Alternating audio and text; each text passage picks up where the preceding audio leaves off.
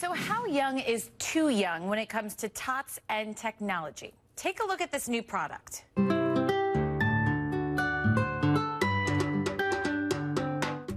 Okay, it's called the Newborn to Toddler Activity Set. Basically, it's a bouncy chair with a place to mount an iPad in front of the baby.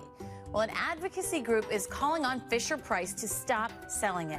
The Campaign for a Commercial-Free Childhood says by restraining an infant in front of a screen, the seat discourages interactions that are crucial to learning and healthy development.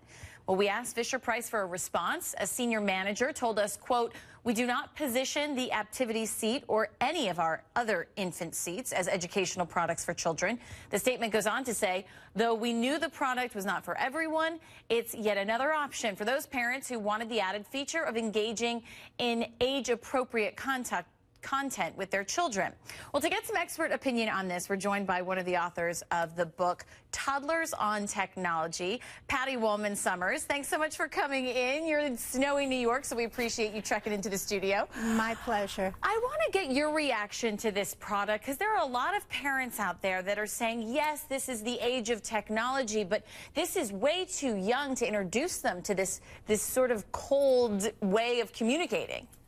Well, even though I wrote the book on technology for little kids, I think 0 to 1 is too young in age. The reason for this is, as child who's a baby from 0 to 1, they have important jobs to do. One is to make an emotional connection to their caregivers, their mom or their dad, and the other is to learn how to move their body. And both those things are interactive. You can't do them looking at a screen, which is a passive activity. I want to get your take on another product for toddlers that's stirring up a lot. Let's check this out and get your take after.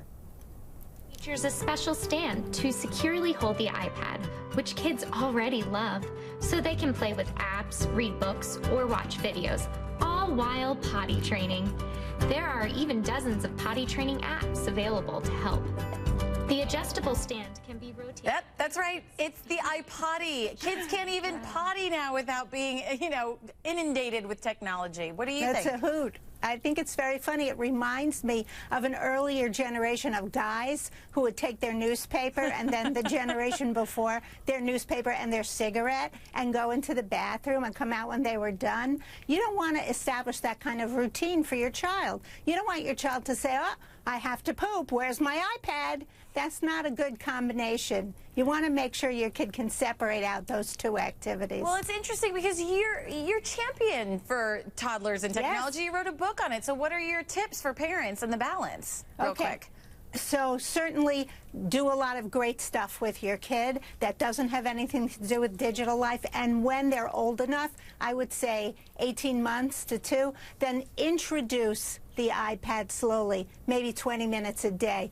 And make sure you have age-appropriate apps to be introducing as well.